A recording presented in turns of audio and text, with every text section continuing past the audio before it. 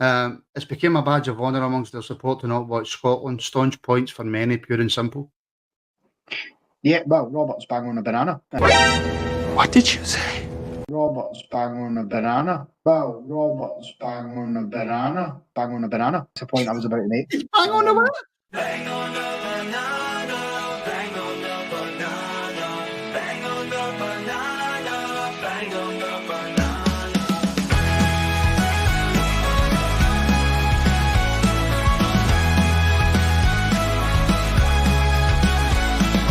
Bang on the banana, bang on the banana. Right, well, the members wanted it, so the members got it. Yeah, there is a video made by our very own gallant pioneer. And Connor's still saying, by the way, that he's definitely heard that saying before. Bang on the banana. Never heard it in my life. But hello, everybody. Welcome along to your afternoon rabble. Apologies, there was none yesterday. All I'm going to say is, wasn't feeling very well. So that's as far as I will go, because I understand that it's lunchtime for most people. So I shall leave it there. How is everybody? Good. Right, there we go. There's the answer to that. This will be probably one of the shortest afternoon rabbles that we have done, because I'm still a bit shaky. So we'll get straight into it, folks. We'll get straight into it with the question of the day, which is I was going to go a couple of routes with this, but I've just went an easy route, and you know, something in the back of my mind's telling me that I've already asked this. I don't know. You will let me know. What's your biggest pet peeve? Your biggest. I cannot handle in the slightest somebody chewing near me. I can't handle anybody chewing. I can't do it. So, what's your biggest pet peeve? So there we go.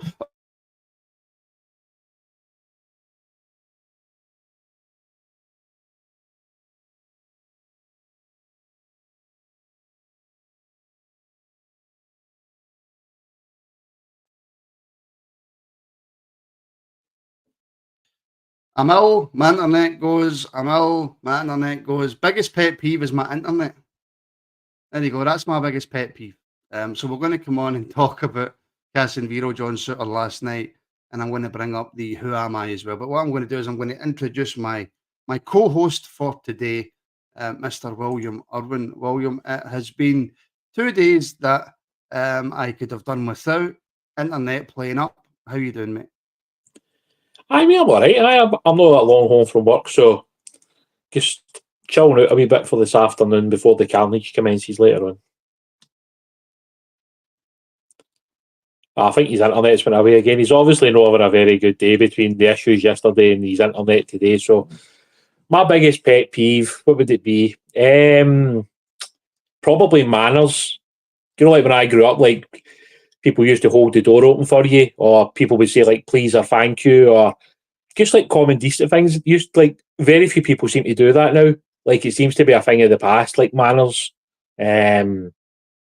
That's probably the thing that bugs me the most, I would say, that just the wee things in life that maybe make people feel a wee bit better about it, but they just don't want to do it anymore. So probably manners for me, and anything else that really bugs me. Probably Martin's internet.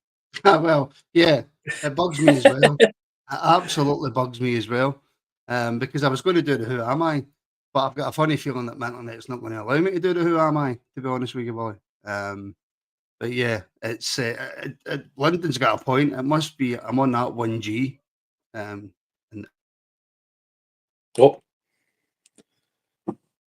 He's definitely having a bad day. I mean, I would have to probably say that if the day goes much worse, he might be as good just getting back to his bed at this point.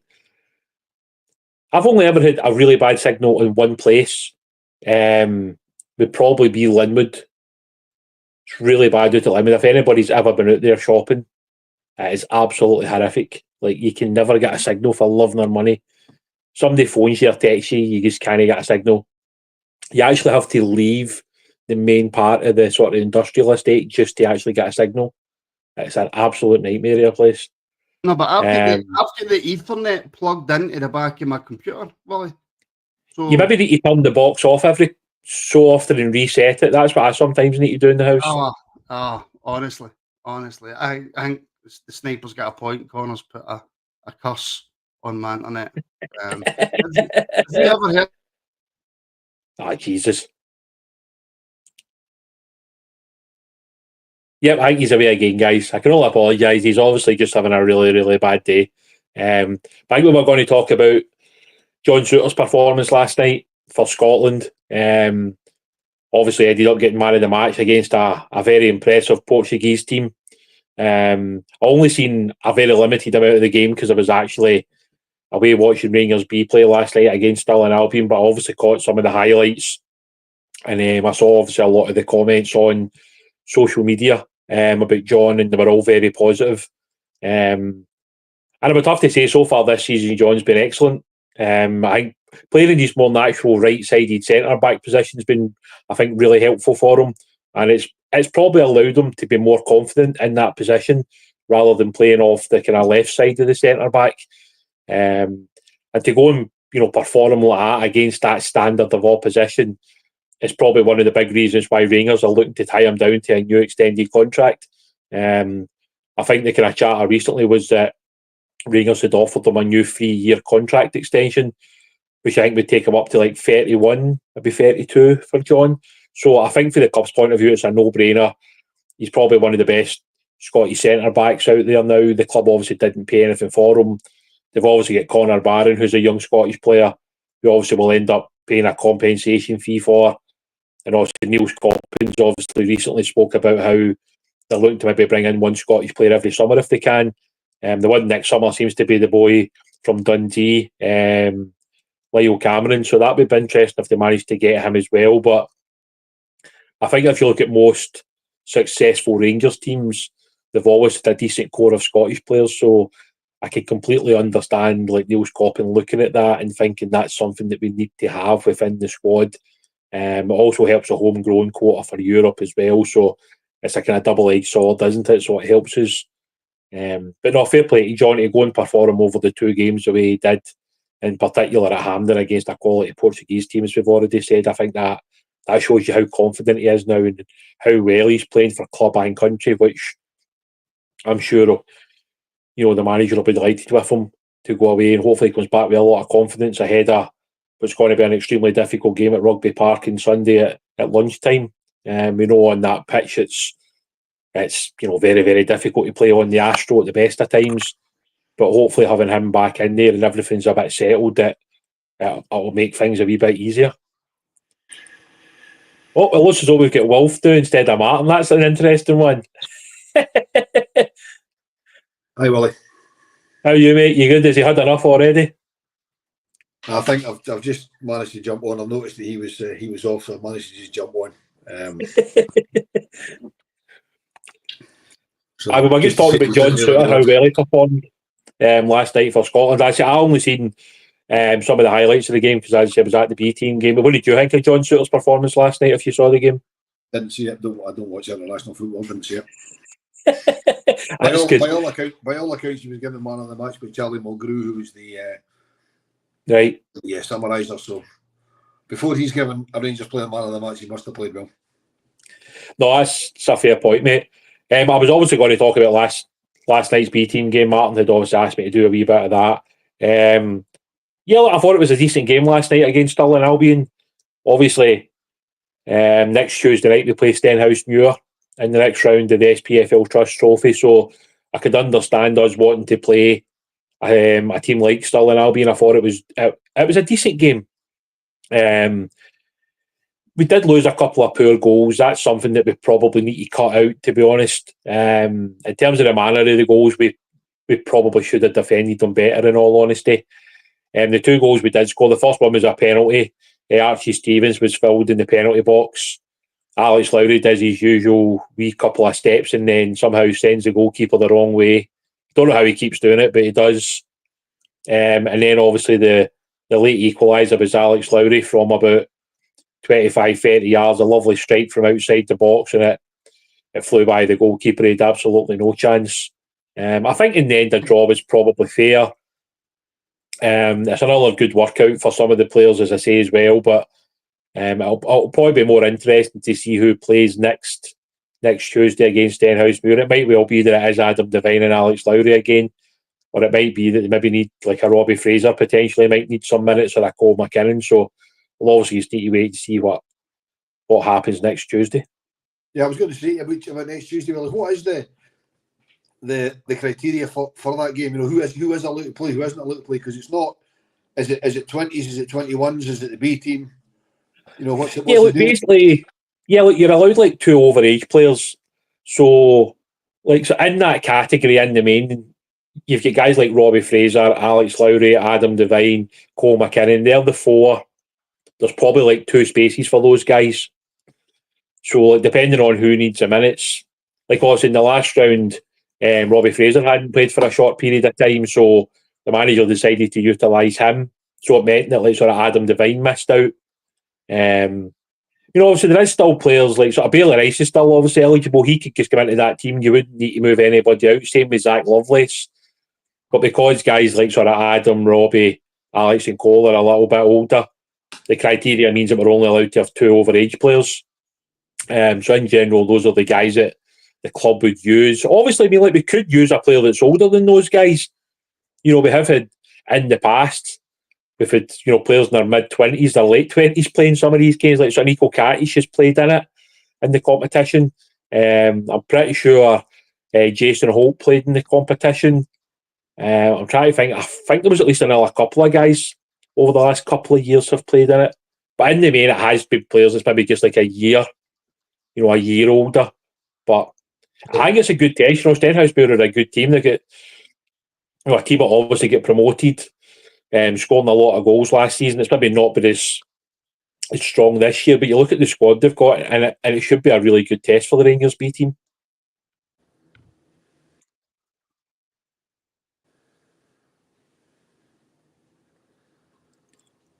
I think you froze, Willie. I don't know if it's my screen or is it you, but I think you froze there. Oh, sorry, mate. No, I was just saying, I think it's a really good test ahead of what should be a really difficult game against Stenhousemuir. So they've got some really talented young strikers, one of them being Matty Yates, that used to be at Rangers, so I'm sure Matty would love to get one over in Rangers if he could. Yeah, I mean, in theory, and it won't happen, but in theory, we could put Liam Kelly in goals for that and give him a bit of game if we wanted to. You wouldn't do that. You wouldn't waste an overage player as goalkeeper, but no, you could. I mean, like, sort of realistically, we could play like sort of Cyril Dessers up front. Do you know what I mean? Like, there's nothing to stop that. Like, the rules. I mean, it's unlikely Rangers would do it, but I think it's one of those really difficult ones for the clubs that there's some players that need minutes, and I think that's why they've, you know, the games programme was put in place, like obviously a couple of years ago now. It was to allow players to come back from injury and play games, but obviously the Lowland League wasn't set up like that. So we weren't ever able to utilise that side of things. So I think that's where maybe the club had maybe hoped that might have been something that could have changed at Lowland League level, but it never did happen. But like, from a personal point of view, I think so far this season the games have been okay. I think I would still like to see a lot more sort of competitiveness in terms of the games. Friendly games are good to a point, but I would much rather see us play against teams when it's like competitive and it means something to win the game. Yeah, I mean, I think Stenhousemuir game on Tuesday will be quite competitive. I mean, the last round was Fraserburgh, and we took care of them very, very handily. You know, I was lucky to be at that game, and I'm planning coming down on Tuesday as well because they've made the, for me, sensible decision to play it at Stirling as opposed to playing it in Greenock. Because for me, Greenock on a Tuesday night's not really an option unless it's a first team game. But Stirling's very, very achievable. Yeah, look, I think like, so you look at the facilities they've got there. You know, they've got a really good pitch. You know, the stadium's is probably just the perfect size for what we require it for. From my point of view, like, I'm lucky. I get a lift to the game, so I mean, I'm about an hour away all in all. So like, it is a decent wee trek for us, but I do think the facilities, the pitch is really good. I thought we played some really good football in the last round against Fraserburgh. So it'll be interesting to see if we can play at that same level again. I think we could win the game, but it is going to be a tough test for us. But I think these are the type of games that the players want to play in rather than say some of the games that we have played in the last 18 months where, you know, I don't think the friendlies will ever be viewed in the right way, to be honest, and that's just because they're non-competitive football, regardless of what Rangers say. It is non-competitive. Yeah, I mean, I don't know, the lower league thing I think was quite a good experiment, but you know, I don't know why they deemed it wasn't competitive enough, or there was no, I don't know, there's no end product on it. But the games that they're playing, you know, the B team are playing, they seem to be scattergun. They don't play any. Then they seem to play kind of 3 in quick succession, and they announce them very late, and they're all over the place, and there seems no structure to it. See, but I think that's been one of the issues now, probably for about 18 months. In all honesty, that I don't know if Rangers could have some type of calendar in place early in the year. Obviously, things can change. You know, sometimes teams can pull out of the game. Sometimes maybe, you know, you've come to an agreement to play like an English team, but something happens, etc. These things can happen, but I do think there should be a better schedule in place for what these games are, and it would allow more people to come and watch the games as well. So I think this year has probably been slightly better, but I think there still is more improvement that needs to be done. You know, whether that's down to money, I'm not too sure, because clearly funding some of these trips up and down to England and sometimes further afield isn't cheap. So maybe that's some of the reason behind it. But I think at times there has been a lot of criticism pointed towards it. So it'd be interesting to sit down with somebody from the club and go through the, you know, the pros and the cons as to, you know, was the Lowland League better? Is the games programme better? Are we playing, you know, enough competitive football? Are the players happy with the non-competitive games? You know, would the players rather be out on loan? Is it now a struggle to keep players at the club to play in these games? So I think there's a lot of questions that it would be nice to get answered by the club at some point if they were willing to answer them. Yeah, but do you think those questions will get answered if and when they bring in an academy director? Because at the moment we don't have one. You know what, Wolf? I would love to think they would do, but I can honestly sit here and say I don't honestly know if they would. I think it depends on the person. I think that's the honest truth. If they do appoint David McCallum, I think there's a chance that could happen. If it's potentially somebody that's had no involvement with Rangers previously and maybe has a different mindset to things, they might not feel the need to come onto a podcast or even speak about these type of things, in all honesty. But I think it would be nice for the club to come out and show the reasons why we continue to play these games, because there is obviously some pros, there is some cons in it, but I think if the club come out and explain why they're, you know, like going to keep with it, then maybe it would maybe make more sense to a lot more people other than the guys that obviously just go to the games like myself. Yeah, because for me, there's, you know, the scattergun approach to the games and the fact that most of them are non-competitive, apart from obviously, excuse me, you know, the Trust Trophy and the Youth Cup and stuff like that, which you're on the wing and a player whether you get through them. So you could have a lot of competitive games, you could have very few depending on your cup runs. I think it's stifling the development of the players. You know, whether it's stifling them getting into the first team, or whether it's stopping them getting a move elsewhere, or teams taking them out on loan. You know, do you think that's affected that at all? You know, guys massively. loan moves. No, look, the biggest problem in Scottish football in terms of like the academy structure is that players aged 16, 18 at least have a sort of competitive competition in the under-18s league. So that's competitive. It's good games for the guys to learn and develop, especially the younger age groups. You know, see when you've got some of your 15 and 16-year-olds playing in these games, it's really good for them. However, once you leave the under-18s, there's basically no real structure in Scotland for it. So obviously when Rangers and Celtic decided to join the Lowland League and it was approved and there was obviously some monetary things that obviously helped the clubs, it was a good thing for the players. But then after a year or two, you've got people coming out saying, but is that really the level we want our most talented young footballers to be playing at? Because the argument would be that some of these guys came out on loan in the Scottish League One or maybe the Scottish Championship playing. So that would be a higher league. It would be more competitive. It would be a tougher test. And it's more of a step towards where the Rangers first team is. So yet again, I think this is where the club maybe need to come out and explain like where they see the academy being in, say, 3 years' time, 5 years' time, 8 years' time, 10 years' time. And that's the real difficulty on it. And I don't really know how that changes unless they actually physically restructure the whole of Scottish football's academy. And I think that's the honest truth. And I don't think it'll ever happen because I don't know if there's enough desire from the people that run the SFA to actually do it. Yeah, it is a strange one. I mean, the 18s league seems quite good, but again, not just Rangers, but a few of the teams seem to play a lot of the 16, 17-year-olds in it, and results are up and down. I mean, I remember was it last season we played Aberdeen twice in quick succession when we hammered them something like 6-1, and it was either a draw or we got beaten the game 2 or 3 weeks later because the teams completely changed. I think the first game they had a load of kids in the team, and in the second game we had loads of kids in the team. And that's the thing, mate. At that level, like there's you're right. I mean, casual observers of that level of football, they're looking at it going, why in 3 weeks? What 3 weeks has it changed from that to that?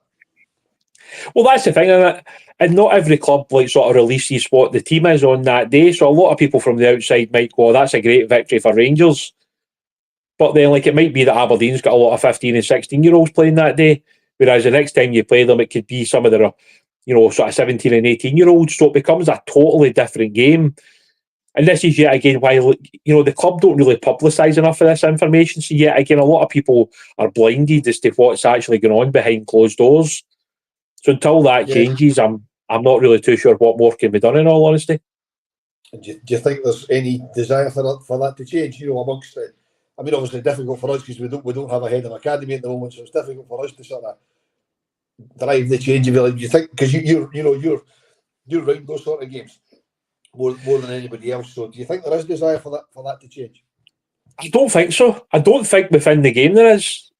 I think Craig Mulholland did try to change things the best he could because he could see that there was a bit of a stagnation between the ages of 18 and 21. But it didn't really feel like too many others were that interested in change. And maybe that's one of the problems. This is maybe, yet again, it maybe kind of sums up Scottish football to a point where so much more could be done to improve the academy structure, the first team structure, the cost of games up here. There's so much that could be looked at and changed, but I just don't think there's a great desire for change, in all honesty. And I think a lot of people are quite content just, sort of ticking along and earning the money they do. And any type of change means that maybe they lose money, maybe there's jobs that will be lost. I mean, I don't know, but it just feels like nobody really wants to see change in the game. Yep. Before we carry on, Stephen Robertson, gifting a Rabble membership. Thanks very much, Stephen. That's very much appreciated. Sorry for the lack of comments, guys. I'm doing this off my phone, so I've got history if I've been on my phone and cutting the stream off, so I don't really want to be touching it too much. So, Willie, while we're talking about some of the younger players, I don't know if you saw any of the Scotland under 21 game last night before you went to the Stirling Albion game, but that's Bud now with two appearances out the blue for the 21s. You played at the weekend and you played again last night. Yeah, that was a bit of a surprise. I mean, Bud's obviously not really been seen too much this year, even for the B team, to be fair. So, yeah, it sort of came out of the blue that he obviously ended up playing those 2 games. I believe there was an injury to the guy that was probably going to start both games, but fair play to Bud, when you're sort of thrown in there like that and to actually have, 2 good performances overall, I think that's really good for him. And it's good for his future as well. Realistically, Lewis isn't going to be a Rangers first choice goalkeeper, but by playing internationally and then he's obviously training with the first team goalkeepers regularly, it can only help him improve. And obviously Lewis has been out on loan a couple of times as well, so he'll be well known to clubs in the Scottish, structure. So I would imagine when Lewis does leave Rangers, whether that's next summer or whatever, he won't be short of teams looking to sign him because he's a talented young goalkeeper, but he's just not at the level required to be a Rangers goalkeeper. But yeah, again, that's not exactly a crime when you look at the standard of goalkeeper that Rangers require for the first team. Yeah, absolutely. While we're on the 21s, a nice wee segue to the first team. Are you of the same thought of me that for once the Scotland manager's actually done us a favour by taking Conor Barron out of the under 21s and putting him in the big team? Because the way I look at it, if he was still in the 21s, he'd have gone to Azerbaijan yesterday and played and got back at whatever ridiculous time in the morning he'd have got back. But instead, given that we've played him a lot this season, we're in danger of burning the guy out. He got called into the big squad. He sat on the bench at Hampden, didn't play, was probably in his own bed last night. So for me, I think for once the SFA's done us a massive favour. I suppose you see it from two sides. I'm sure Connor would have loved to have made his international debut. But yeah, from a selfish point of view, the fact he's not having to travel back for Kazakhstan, the fact he, as you say, could have probably made it back to his own house last night, his own flat or whatever. So yeah, that's definitely a bonus for Rangers. And yes, without kind of repeating myself, it's also a bonus that John Souttar played as well as he did, because it can only grow his confidence ahead of the rest of the season. So yeah, it's probably a kind of double done for Rangers, I'm sure. Connor getting a break's a good thing, and obviously for John Souttar to play as well as he did is a good thing as well. Yeah, I mean, it seems by reports, my side don't really pay any attention to international football, but it seems by reports that quite a lot of the Rangers players that were had a decent time. Kasanwirjo had a couple of assists for the Dutch 21s. I believe Bajrami played well. I mean, it would appear that they're all coming back in good spirits.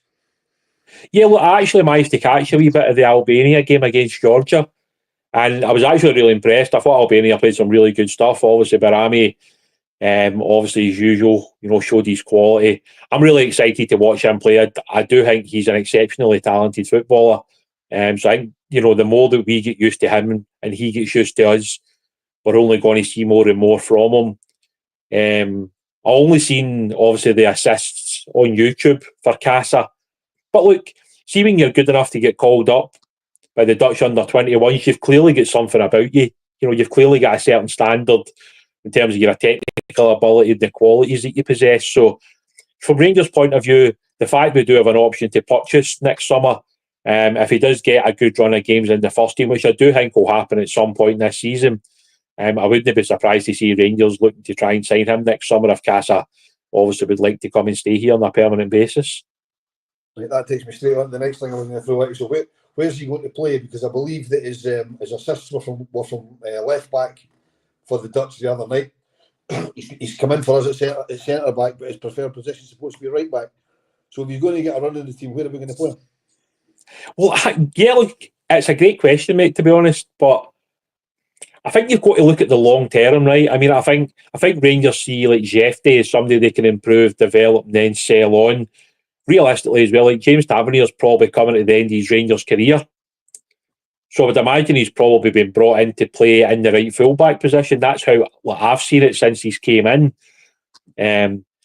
But it's never a bad thing to have somebody that has that versatility. If he can play right back, he can play left back. I think he's also played centre half as well.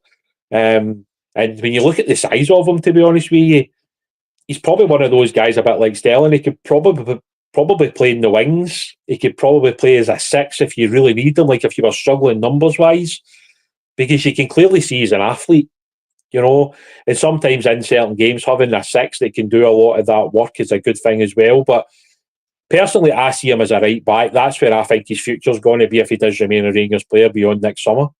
Yeah, because I mean, hopefully, as you say, he can play right back. He's not up in the same situation Sterling, who you mentioned there. Nobody knows where his best position is, so he doesn't get a lot of game time because of that. So hopefully the big lad doesn't. I don't even know how to say his name. We'll call him Casa. I think that's what we're calling him now. Hopefully he doesn't suffer from the we'll just leave you on the bench and throw you into whatever space we need filled as the game goes on.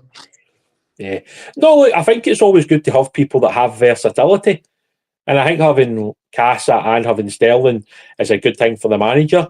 Maybe at times we overdo it a wee bit with Sterling. Sterling seems to have played right back, left back, centre back. He's played in the wing positions. He's played in midfield. This is only since the start of the season. So he's been moved about quite a bit so far. But I really like the look of Casa. I just think, he's big, he's strong, he's quick. He gets up and down the pitch pretty well. I think he's a much more secure right back in terms of his defensive stuff, which I think obviously a lot of fans are looking for now. And if the fee isn't too much for Rangers to be paying next summer, if they're comfortable with what it's going to be, and if next summer's maybe James Tavernier's time to leave the club, when you've already got a direct replacement that's been at the club for a year, that knows what it takes to be at Rangers, has an understanding of the system and how we're going to play, like, to me, that's a bit of a no-brainer, to be honest with you. But so far, he's done well. But, you know, we've obviously got a hell of a long way to go this season so far.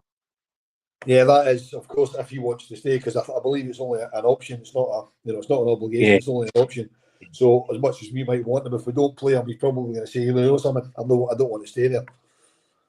Yeah, look, mate, look, we've obviously seen two sides of it. We've obviously had guys in on loan where we've wanted to sign them and then they've chosen not to in Tillman's position. Obviously, we've got the same kind of one with Cortez next year.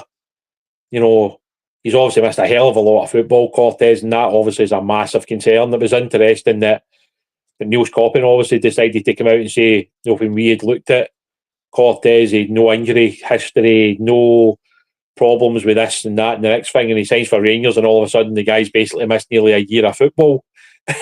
So it's interesting, you know what I mean? Like, I've only had a little snippet of the interview that Niels Coppin did, so I'll hopefully get a good chance today to maybe look a bit more into it and read a bit more into it. But I think we are going down the right route of bringing in younger players who we can develop and improve and then move on for bigger fees. It's the only way that Scottish football is going to survive, in all honesty, because, you know, the television deal is so low and, you know, the overall sponsorship isn't particularly high either. So it's really up to clubs to try and bring young players in, improve them, develop them, and sell them on for much bigger fees. And it's something we've done in the past, but we need to get doing it a lot more regularly now. It basically has to be a season-on-season thing where we can move one or two players on and then obviously utilise that money to keep rebuilding and improving the squad.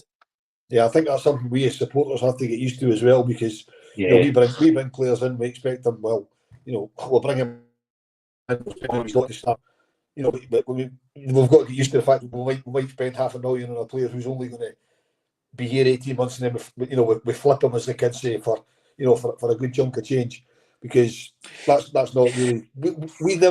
I've certainly never considered Rangers a selling club, but you have to get it into your head now that, you know, that's unfortunately because of where we are. That's what we have to be.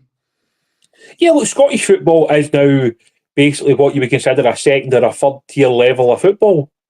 If you're looking at where, you know, you've got the top 5 leagues that are so powerful now that basically nobody can get close to them, and then some of the teams within these leagues that are even further beyond that. You've then got the kind of second tier level where maybe you're looking at like your Belgiums and like your Netherlands and stuff like that, who have a certain like sort of quality within, you know, the leagues. And then like just below that, you're probably looking at Scotland. And like, I mean, the God's honest truth is, like, we don't have a divine right to beat Leon at Ibrox anymore. You know, when you see that they can go and spend 100+ million euros, and we are actually trying to rebuild a team that we had for a long period of time. You know, Jefty already looks like somebody the club could probably sell for a profit in the not too distant future. I absolutely love Diamande. I just think he's a tremendous footballer. I think he's somebody the club will make a substantial profit on. Obviously, the club have obviously brought in Connor Barron. Will probably end up paying a 6-figure fee for Connor. If he continues to, you know, play the way he has been since the start of this season, and if the manager can improve him more and he plays more games and he becomes a full international, that is just going to, you know, enhance his profile, and, you know, potentially the club could sell him for a profit.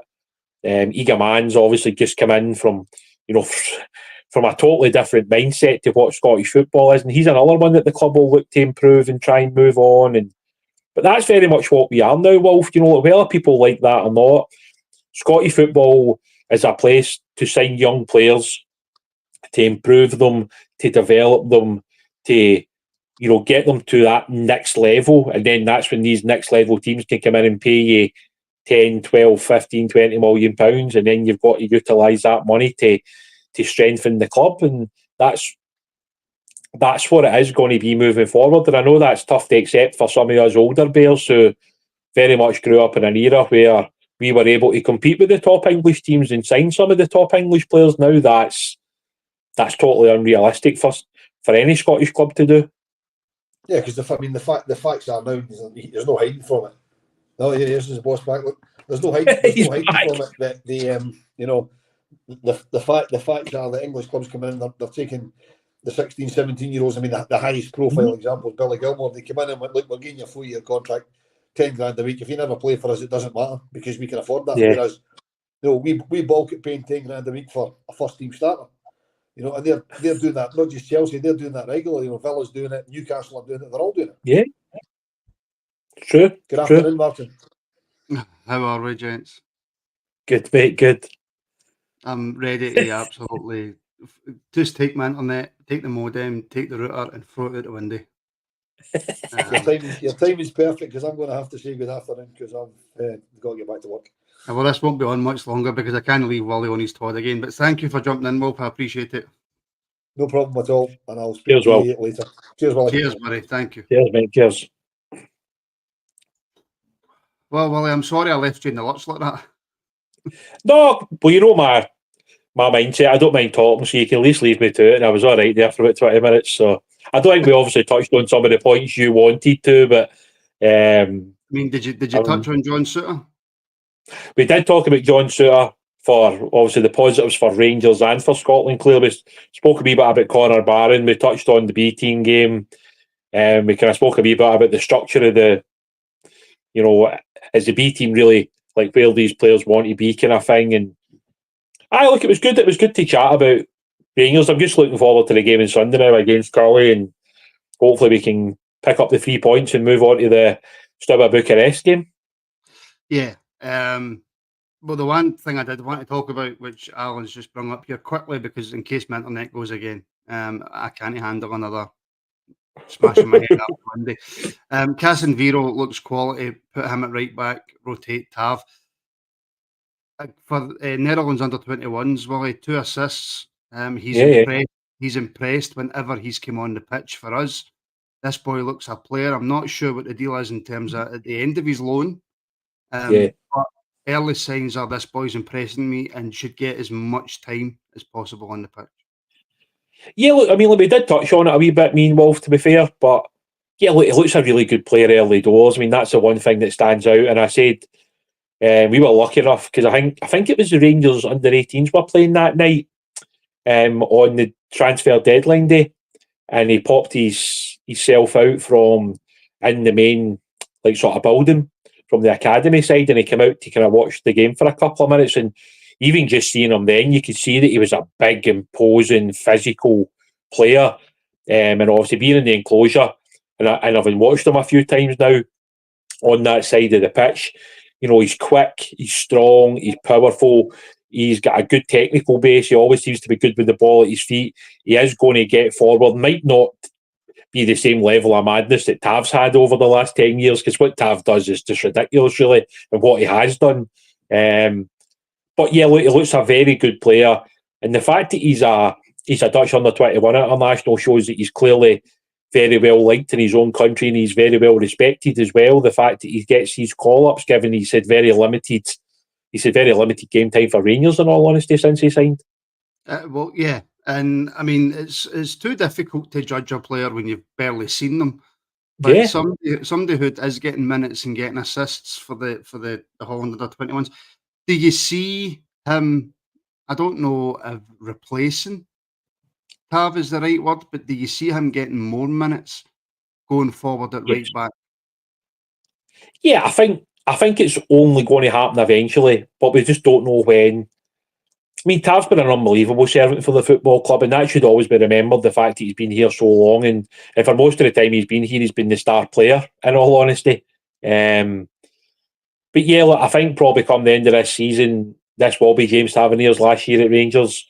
And I think by the end of the season, I think we'll have seen a lot more of Casa in that right back position. And hopefully, all being well, Rangers and Casa want to come to an agreement over him staying permanently, and that's I think what we would all like to see happen. And James Tavernier can leave with the best wishes of the football fans, and we sort of move on, because that's part of football, isn't it? For all you appreciate the service that guys give, obviously we need to move on. Cass is like 10 years younger than Tav, and Rangers would like to bring him in, and then hopefully sell him in the future for a lot more money, because that's the way we're going as a football club. Yeah, and I didn't see this, Wally, so I have no idea if this is true or not, right? So I'm believing Gallant, which I probably shouldn't do. I probably shouldn't believe Gallant, right? Because he's done me before. But just before I come to that, actually, Stephen Robertson is gifted another membership. Thank you very much, Stephen. He's also put in a super chat, William, with the insights. So thank you very much for that again, Stephen. And he's put in another super chat as well. Thanks, William and Will. Brilliant rabble. Well, they've saved my arse, I think is a fair way to put it. But like I say, I know that Niels Coppin spoke that yesterday or the day before, but I've been out the game. I've not seen a single thing. So apparently he confirmed yesterday that we tried to get Seema, but his wage demands were too high. Plus he wanted Champions League football, which surprises me because I didn't think Seema was on that great a wage at Brighton. And by all accounts, he wanted to come back, Wally. But I think it depends where the wage structure is now compared to where we were before. I think the one thing most people can see from the outside looking in is that we have obviously cut our wage budget from last year. And we've obviously moved on some of the high earners. I mean, I think it's fair to say that guys like Connor Goldson and John Lundstrom, Todd Cantwell, they would have been some of the highest earners of the football club. So, like, to move them on, we've obviously replaced them with players who are potentially on less money. I would imagine that Proper's on less money than Goldson. Mm-hmm. I would imagine Connor Barron's on a lot less money than what John Lundstrom is earning. I would imagine even Barami, even though we've obviously paid a good fee for Barami, I would imagine he's probably on less than what we were paying Cantwell, which, if you believe the rumours, was round about £1.5 to £2 million a year in wages. So yeah, look, I think we have to appreciate this is kind of where we're going as a football club. We are going to still have good players, but we are going to look to cut our cloth accordingly and try and get the best value for money for any player that comes into the club. If Seba was going to be pushing the boundaries of that, then the club have to walk away. And the second part of it is we can't offer guaranteed Champions League football every year. Whether we like that or not, I don't think you'll see a Scottish team regularly now in the Champions League moving forward, because that's just moving into a different level, the Champions League. And it's quite scary, frankly, when you watch some of the teams. I think I said it to Wolf. There's like the top tier, then there's the second tier, then the third tier. See, when you're in that third tier in the Champions League and you're playing against these level 1 teams, you can get destroyed and not play that badly. And that to me is quite scary, in all honesty. And it shows you how far away now Rangers and Celtic and some of these other teams like Young Boys are now and stuff like that. I mean, the fact teams are now freely losing by 5 and 6 goals in the Champions League, in my opinion, that's not a good look for the competition. No, but unfortunately it is where football is now. It's money. It's money, and that's where it is. Right, we'll finish up there, Wally. Thank you very much for saving my arse. Yeah, I didn't think I'd gone for 43 minutes, so I'm just going to sit and have something to eat now. So I would love to have something to eat, but I'm still a wee bit too fat. Thank you to Wolf as well for jumping on. Wolf, appreciate it, my friend. Thank you to everybody in the comments who stuck with us. My internet, I don't know what I'm just going to give up. That's it. This is the last ever episode of the Rabble. Thank you, everybody who's tuned in. Thank you for the super chat. Thank you for the comments. Apologies that there was no Who Am I. The answer to the Who Am I, even though none of you's heard any of the clues, was Dave McPherson. So there we go. That was the Who Am I today. By the way, stay to the end for the outro, because it will be the same as the intro for those of you who haven't seen it. We will hopefully be back tomorrow, and internet allowing. We'll be back. In fact, what am I talking about? We're back tonight for members at 7:30 with a members show. Put that on tonight. We're back tomorrow afternoon. We're hoping to get something out tomorrow night, and then Friday's a busy day as well. You all know the script. So thank you everybody for tuning in, and we'll speak to you all very, very soon. It's become a badge of honour amongst their support to not watch Scotland. Staunch points for many, pure and simple. Yeah, well, Robert's bang on a banana. What did you say? Robert's bang on a banana. Well, Robert's bang on a banana. Bang on a banana. That's the point I was about to make. Bang on a banana. Bang on the